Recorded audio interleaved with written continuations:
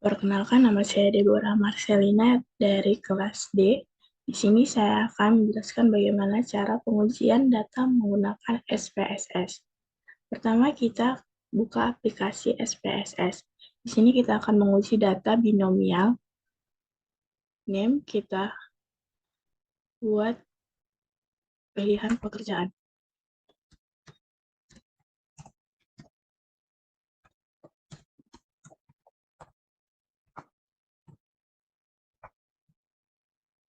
Pada value kita buat kode 1 untuk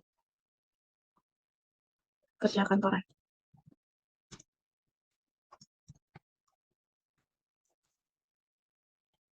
Dan kode 2 untuk berwirausaha.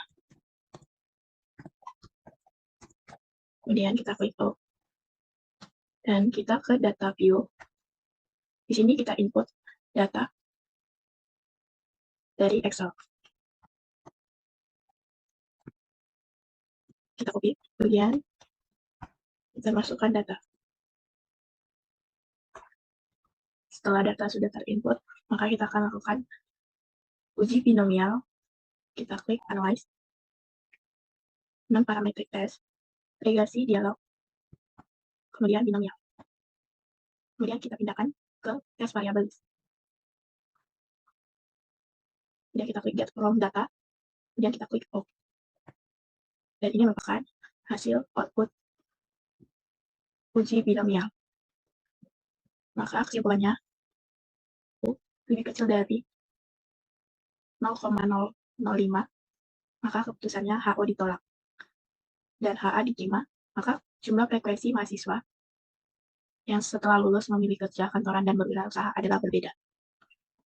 Untuk soal nomor 2, dengan prosedur pengujian hipotesis, yaitu HO-nya, jumlah orang yang membeli produk karena terpengaruhi atau tidaknya dengan brand ambassador adalah sama. Dan HA-nya, jumlah orang yang membeli produk karena terpengaruhi brand ambassador adalah berbeda. Kemudian kita akan melakukan langkah-langkah analisis dengan SPSS. Yang pertama, masukkan data uji binomial dengan nama variabel pengaruh BA.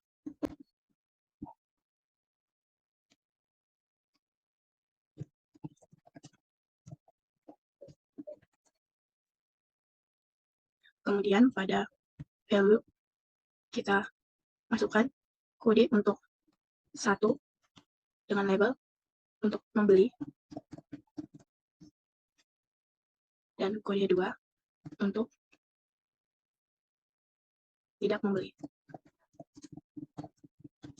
Kemudian kita klik OK. Kita ke data view. Kita input data dari Excel.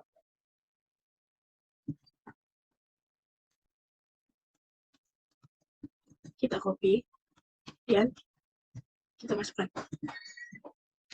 Dan kita akan melakukan uji binomial dengan klik Analyze, Non-Parametric Test, Legacy Dialogs, dan klik binomial. Kemudian kita pindahkan ke Test Variable List. Kemudian kita klik Get From Data dan klik OK. Maka berikut adalah hasil uji binomial. Interpretasi hasil bahwa kategori pengaruh brand ambassador yang digunakan ada 2, yaitu membeli atau tidak. Dan jumlah masing-masing terpengaruh ada 8 dan tidak terpengaruh ada 12. Dengan nilai proporsi uji 0,50. Dengan hasil nilai peluang yaitu 0,503, maka keputusannya HO diterima. Dengan kesimpulan, jumlah orang yang membeli produk atau tidak karena terpengaruhi brand ambassador adalah berbeda. Untuk nomor 3, uji C kuadrat sampel tunggal dengan prosedur hipotesis HO peminat media sosial yang paling sering digunakan oleh remaja adalah sama, dan HA peminat media sosial yang paling sering digunakan oleh remaja adalah berbeda. Kemudian kita akan melakukan uji dengan analisis SPSS. Pertama, kita masukkan variabel view dengan nama pengaruh medsos dengan label aplikasi media sosial dan value 1 untuk Instagram, 2 untuk TikTok, 3 untuk Twitter. Kemudian kita klik OK. Dan pada sel kedua kita ketik jumlah. Kemudian pada data view masukkan data kode 1 dengan jumlah 23, kode 2 dengan jumlah 22, kode 3 dengan jumlah 15. Kemudian kita klik data, kemudian quick chassis, kemudian kita klik variabel jumlah, kemudian kita klik quick chassis by, kemudian kita pindahkan. Kemudian kita klik OK. Kita akan melakukan uji dengan klik Analyze, kemudian Non-Parametric Test, Legacy Dialogs, dan kita klik Square. Dan akan muncul kotak seperti berikut. Kemudian kita masukkan variabel, dan kita pilih Get from Data, dan All Categories Equal. Kemudian kita klik OK. Maka ini adalah hasil output dari hasil uji Square dengan interpretasi hasil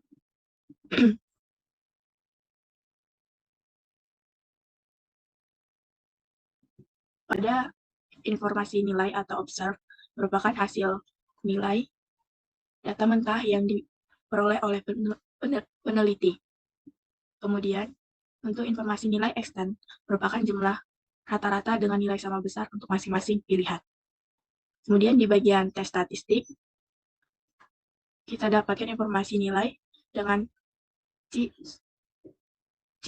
chi-square dengan nilai 1,900 dengan derajat bebas atau degree of freedom dengan nilai 2 dan value 0,387.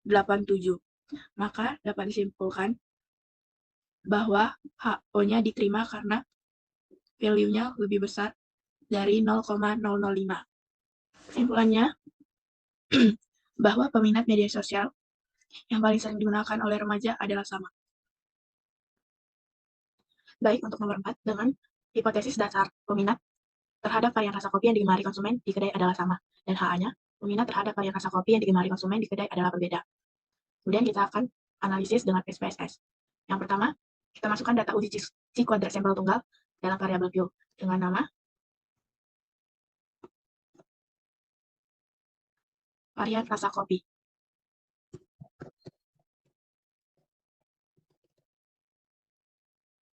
Kemudian jumlah. Kemudian kita masukkan label varian rasa kopi.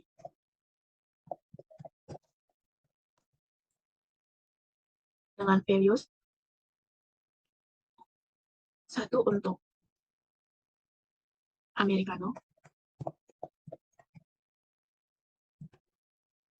kode 2 untuk cappuccino, kode 3 untuk hazelnut latte. Kemudian kita klik OK. Kemudian kita ke data view, dan kita akan copy data dari Excel.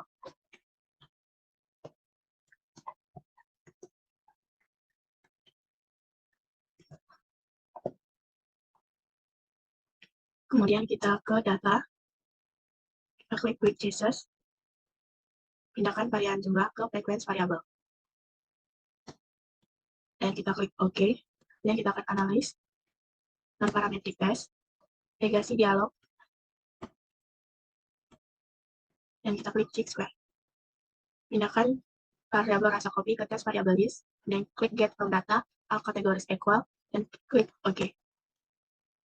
Maka, ini merupakan hasil output dari uji Square test. Dengan interpretasi hasil, nilai observe merupakan hasil data mentah yang diproses peneliti, kemudian hasil expand merupakan rata-rata dengan nilai sama besar untuk masing-masing pilihan. Dan pada bagian tes statistik, kita dapatkan informasi bahwa Square memiliki nilai 4,000 dengan DF2 dan value-nya 0,135, yang mana nilai tersebut lebih besar dari 0,005, maka HO diterima. Dengan kesimpulan bahwa peminat terhadap varietas kopi yang digemari konsumen di kedai adalah sama. Kemudian soal nomor 5, ujian dengan prosedur hipotesis. HO, posisi duduk mahasiswa-mahasiswi berdasarkan jenis kelamin bersifat acak. Dengan HA-nya, posisi duduk mahasiswa-mahasiswi berdasarkan jenis kelamin tidak bersifat acak.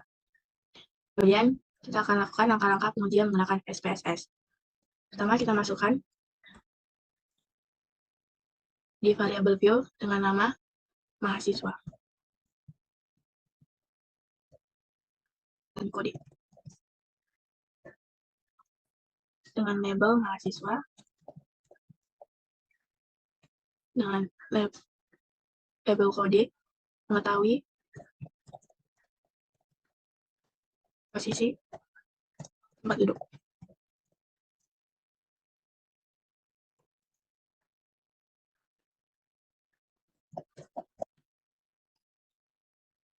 Dengan values,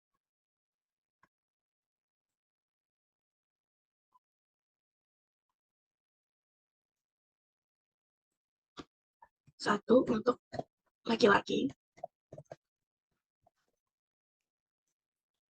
dan kode 2 untuk perempuan. Dan kita klik OK, dan kita ke data view, dan kita masukkan data dari Excel.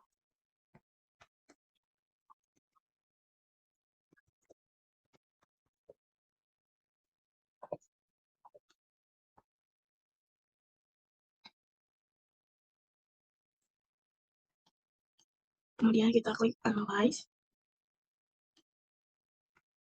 non-parametric test, legacy dialog, dan klik Run.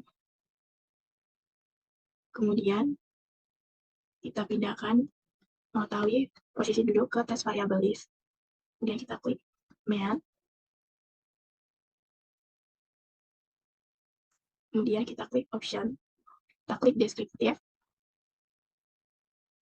Dan Exclude Cases Test by Test. Kemudian kita klik Continue. Dan kita klik OK.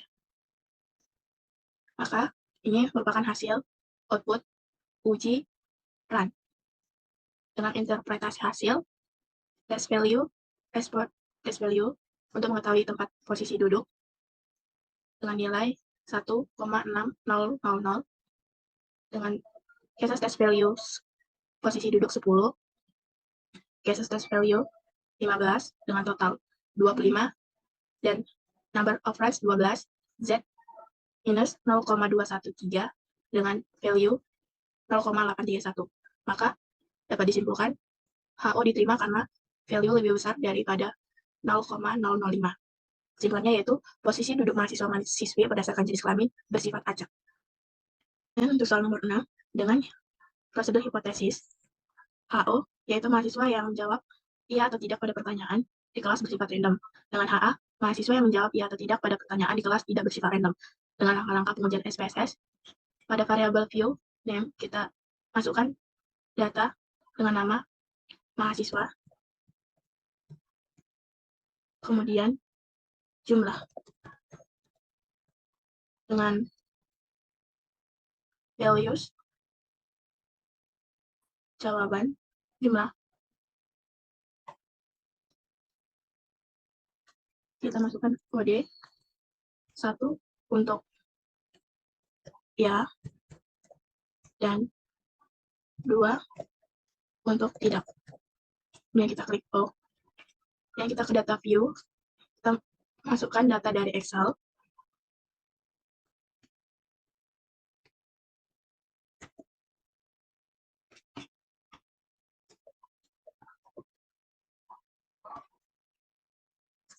Kemudian kita ke Analyze dan Parametric Test, Legacy Dialogs, dan kita klik Run. Kemudian kita pindahkan jumlah ke test variable list. Dan kita klik Main. Ke Option, kita klik Descriptive, Exclude Test by Test, dan kita klik Continue, dan kita klik OK. Maka ini merupakan hasil output uji run test dengan test value 1,4500 dengan test value cases test value sebesar 22 merupakan dan nilai value kurang dari 0,001. Maka HO ditolak dan HA diterima. Dengan kesimpulan, berarti mahasiswa yang menjawab iya atau tidak pada pertanyaan di kelas tidak bersifat random. Untuk soal nomor 7, uji C kuadrat MC Nemar dengan prosedur hipotesis HO, tidak terdapat perbedaan minat dosen dalam penggunaan e-learning sebelum dan sesudah pelatihan. Dan HA, terdapat perbedaan pengaruh minat dosen dalam penggunaan e-learning sebelum dan sesudah pelatihan. Kemudian langkah-langkah pengujian menggunakan SPSS. Yang pertama, pada variabel view name, kita ketik sebelum dan sesudah.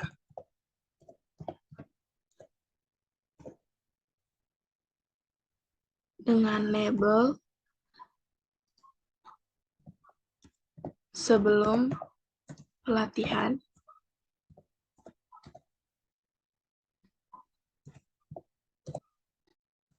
dan sesudah pelatihan.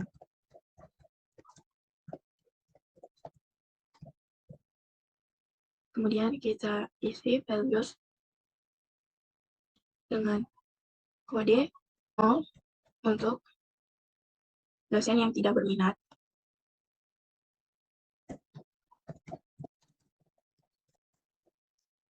Dan kode 1 untuk dosen yang berminat. Kita klik OK. Itu juga dengan sesudah pelatihan.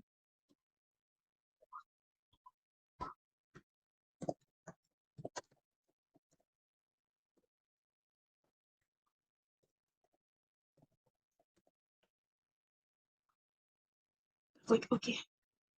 Dan kita ke variabel data view. Kita masukkan data dari Excel.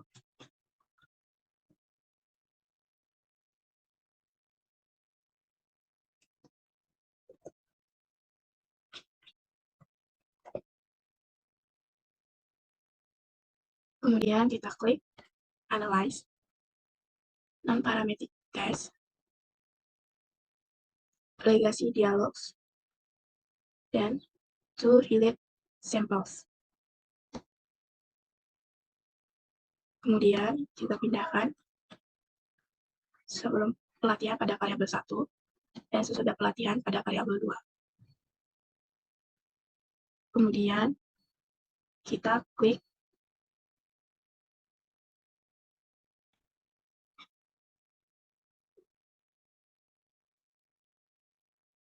OK.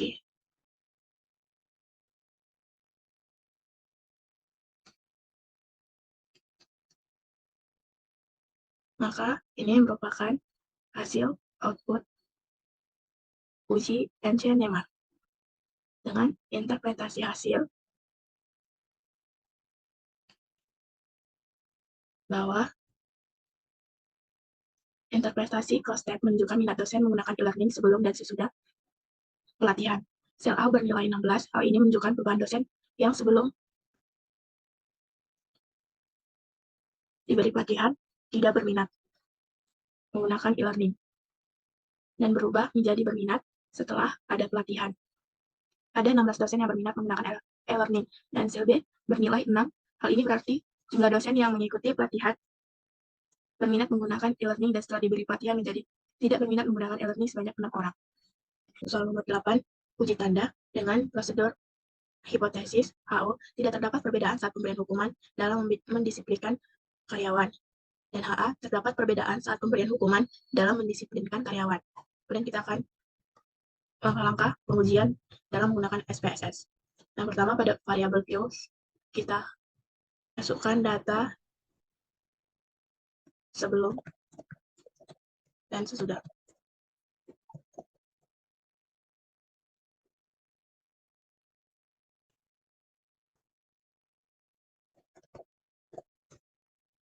Kemudian kita masukkan label sebelum diberi hukuman.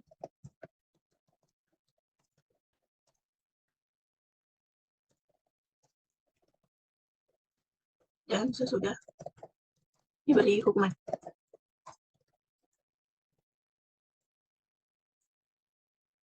Kemudian kita ke data view dan kita copy data dari Excel.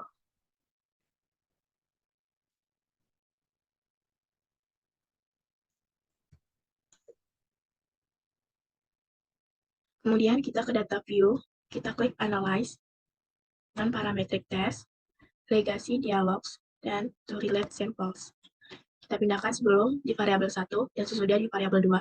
Kita klik side, dan kita klik option, kita klik descriptive, dan exclude case test by test. Kemudian kita klik continue, dan kita klik OK. Maka ini adalah hasil output dari hasil uji tanda dengan interpretasi hasil. Berdasarkan tabel output statistik deskriptif, dapat dilihat bahwa nilai rata-rata pemahaman karyawan mengenai pemberian hukuman dan sebelum pemberian hukuman adalah 64000 dan 39000. Dan pada tabel output frequency, nilai dengan tanda negatif sebanyak 8 dan positif sebanyak 2. Dan pada tabel output test statistik diperoleh nilai X-hat sebesar 0,109, maka dapat disimpulkan bahwa HO-nya diterima. Dan bahwa tidak terdapat perbedaan saat pemberian hukuman dalam mendisiplinkan karyawan. Kemudian untuk soal nomor 9, uji tanda Wilcoxon dengan prosedur hipotesis HO tidak terdapat perbedaan kinerja karyawan yang signifikan sebelum dan sesudah pemberian fasilitas kantor. Dan HA, terdapat perbedaan kinerja karyawan yang signifikan sebelum dan sesudah pemberian fasilitas kantor. Dengan langkah-langkah pengujian menggunakan SPSS, masukkan data pada variabel view sebelum dan sesudah.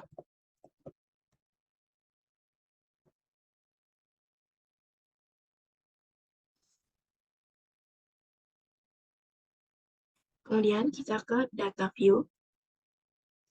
Kemudian kita masukkan data.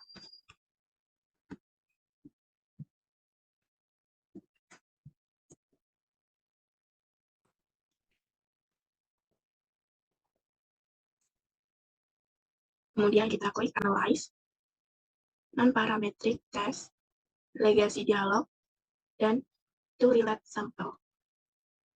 Kemudian kita pindahkan sebelum ke variabel 1 dan sesudah ke variabel 2. Kita klik Wilcoxon dan kita klik option, kita klik descriptive dan exclude cases test by test. Kita klik continue dan OK. Dan ini merupakan hasil output dari hasil uji tanda Wilcoxon. Dengan interpretasi hasil, dalam uji Wilcoxon yang dipakai adalah jumlah beda-beda yang paling kecil. Dalam contoh ini diambil beda negatif, yaitu 15,50.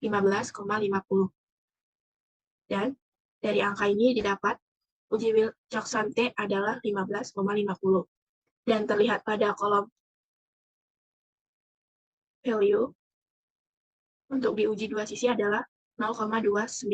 Karena dalam contoh adalah uji satu sisi, maka probabilitasnya menjadi 0,219 dibagi 2 menjadi 0,109.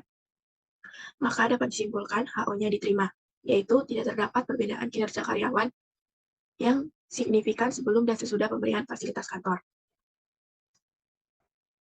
Dan untuk nomor 10, uji Watney.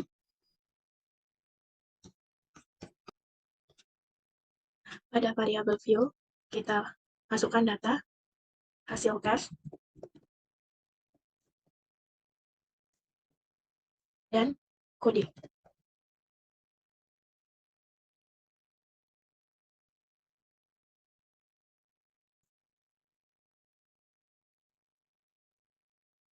Kemudian, pada value kode, kita masukkan kode 1 untuk Yogyakarta, dan 2 untuk luar Yogyakarta. Kemudian kita klik OK, dan kita ke data view. Kita masukkan data dari Excel.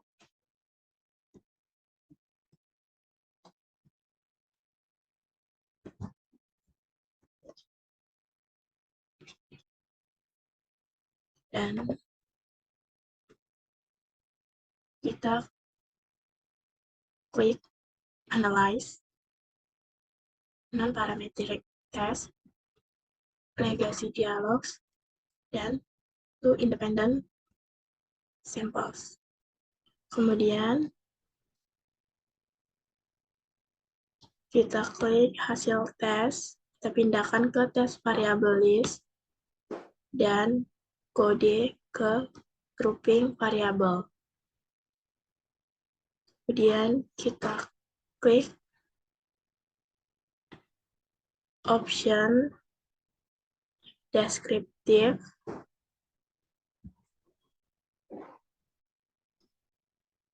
dan exclude case test by test. Klik continue, klik main white new,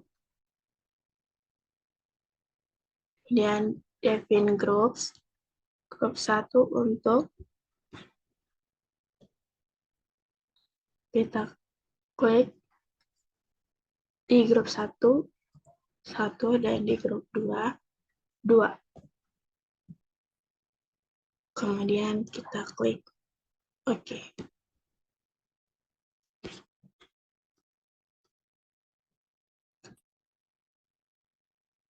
Dan ini merupakan hasil output dari uji Mann-Whitney test. Dengan interpretasi hasil, pada tabel deskriptif statistik, rata-rata kemampuan karyawan berdasarkan daerahnya sebesar 80,57. Dengan hasil tes tertinggi, yaitu 94. Dan pada tabel rank, menunjukkan bahwa karyawan yang berasal dari Yogyakarta sebanyak 15, dan yang berasal dari luar Yogyakarta sebanyak 15. Dan pada tabel statistik menunjukkan bahwa nilai value sebesar 0,917. Maka dapat disimpulkan bahwa HO-nya diterima. Dan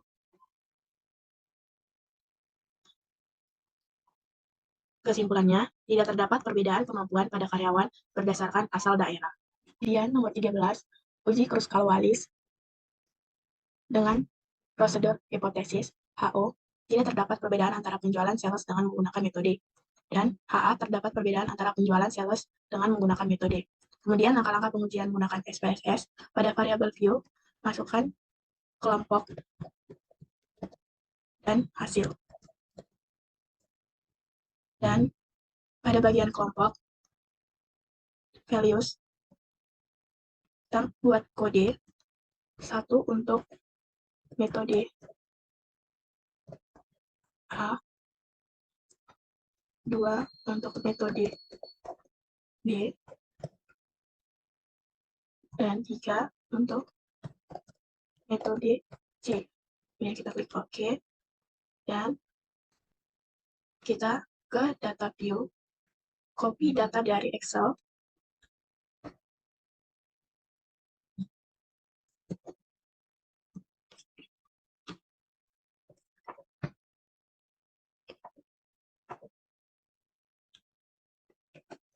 kemudian kita ke Analyze, Non-Parametric Test, Legacy Dialog, dan K Independent Samples. Dan kemudian kita pindahkan hasil ke tes variabel list dan kelompok ke grouping variabel. Dan klik Define Range, minimumnya 1 dan maksimumnya 3. Dan kita klik Continue, klik Option, klik Descriptive, dan Exclude Case Test by Test. Dan klik Continue, dan Kruskal-Wallis. Dan kita klik OK. Maka ini merupakan hasil output uji Kruskal-Wallis dengan interpretasi hasil. Pada tabel deskriptif statistik, jumlah responden sebanyak 30 dan nilai rata-rata keseluruhan 20, 200, 20,000 dan nilai tertinggi adalah 30,000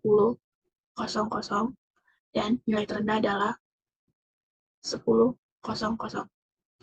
Pada tabel rank diperoleh hasil kelompok metode A berjumlah 10 responden dengan rata-rata 13,95 dan metode B dengan responden 10 dengan rata-rata 18,65 dan metode C dengan responden 10 dan rata-rata 13,90.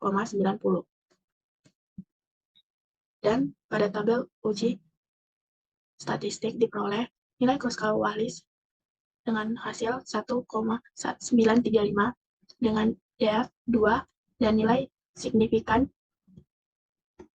0,380. Maka dapat disimpulkan bahwa HO diterima, yaitu tidak terdapat perbedaan antara penjualan sales dengan menggunakan metode. Nomor 14, uji korelasi Spearman-Rank dengan prosedur hipotesis. HO tidak terdapat hubungan antara komitmen dengan kepuasan karyawan, dan HA terdapat hubungan antara komitmen dengan kepuasan karyawan. Dengan langkah-langkah pengujian menggunakan SPSS, pada variabel Q, kita isi data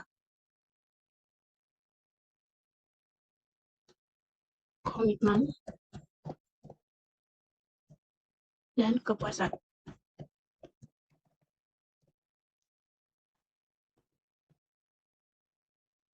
Dan pada label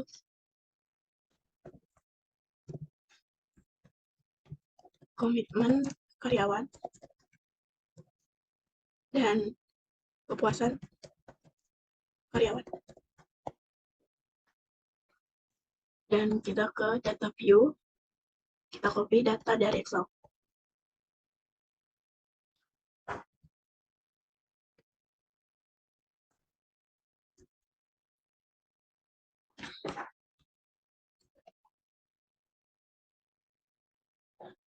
Kemudian kita ke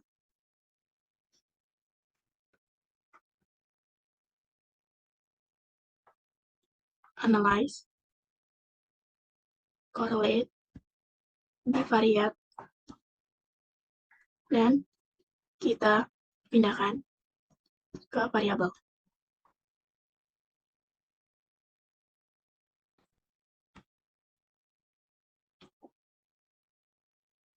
Kita centang flag signifikan, subtile, dan Spearman. Kemudian kita klik OK. Maka ini adalah hasil dari output dengan interpretasi hasil. Nilai koefisien korelasi berada pada level 0,168 dan positif. Dan nilai signifikan berada pada level 0,563. Maka dapat disimpulkan HO diterima, yaitu terdapat korelasi antara peringkat komitmen karyawan dengan peringkat kepuasan karyawan.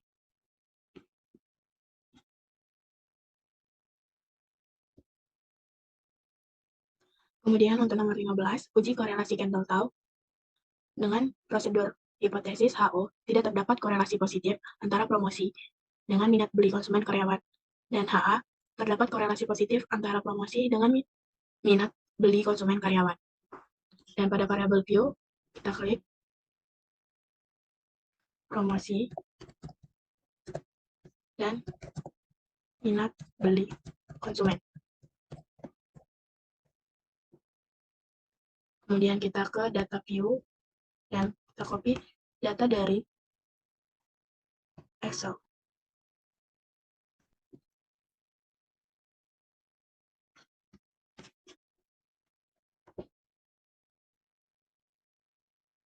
Kemudian kita klik analyze, correlate, dan bivariate. Kita pindahkan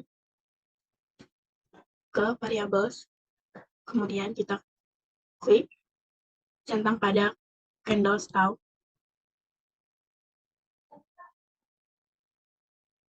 Kemudian kita centang pada flag significant correlation, dan kita klik OK. Maka ini merupakan hasil output uji Candlestone dengan interpretasi hasil yaitu jumlah responden sebanyak 15 dan nilai koefisien korelasi pada level 0,699 dan positif.